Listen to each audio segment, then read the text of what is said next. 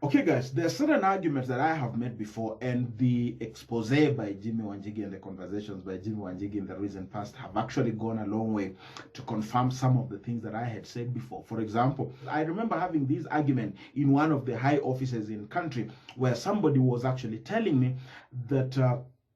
the arrangement was such that Matiang'i was being prepared to be the de facto prime minister, and I said no, that was not the arrangement. The arrangement was that Raila Odinga was supposed to come in as head of government and as a prime minister after the constitution has been changed, and the product of it, or the end product of it, was that Raila was supposed to retire from the stage together with Uhuru Kenyatta, so that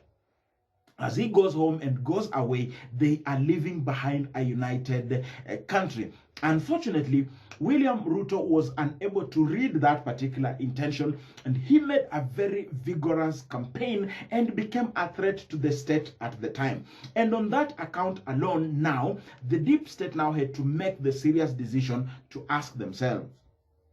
who exactly shall stop William Ruto? And amongst all the players that exist, there was none which was found to be able to stop William Ruto. Only Raila Odinga had what it takes to stop William Ruto. And so those who doubt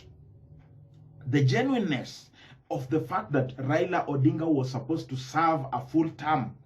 in the ended, this regime that is ending, I want you to take a cue that the resurrection of his candidature is a product of the fact that two things. Number one, I have already said that when William Ruto was not able to fit within the broader projection, he now became a threat, and somebody of equal stature or even of a higher political stature had to be allowed to come to the scene, and only Raila Odinga was meeting that pedigree and that pedestal. But on the flip side of it is that the courts also stopped BBI. So first of all, when BBI was launched and brought, William Ruto and others bastardized it among the people, and it became unpopular. So they had to take a break and take a retreat to even launch it. And then they bought time, they infused it here and there, they did some groundwork, and then they now brought it. And when they were ready for it, and it has been popularized across the country, then the courts stopped it. Otherwise, I am here to say that I am using the words of Jimmy Wanjigi, who actually says that during the Matiba funeral, Raila took him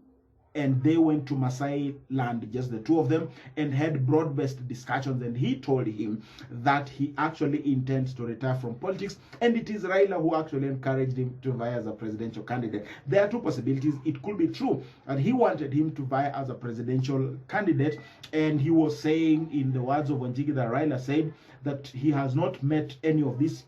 persons that they have partnered with who espouses his ideas and his way of thinking, and encourage him to go for president. So I could say that probably that was a genuine discussion, but when it was now offered to him, and Uhuru offered him an olive branch that says that only you can beat William Ruto, and he promised that he can support him actually verbally, like he has tried to start doing and is promising to do in future, it was too sweet for Raila to resist. Maybe as a gentleman, what he should have done is to come back to Jimmy Wanjigi and tell him that, yeah, man, I encouraged you to run, but it looks like